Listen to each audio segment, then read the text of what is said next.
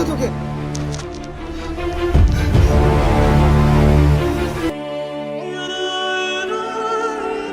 আরে ওই জিনিসটা আবার কি? যা তো দেখতো।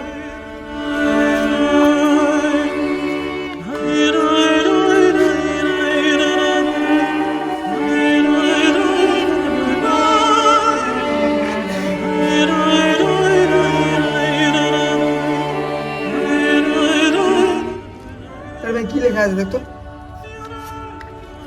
বোনের প্রতিশোধ।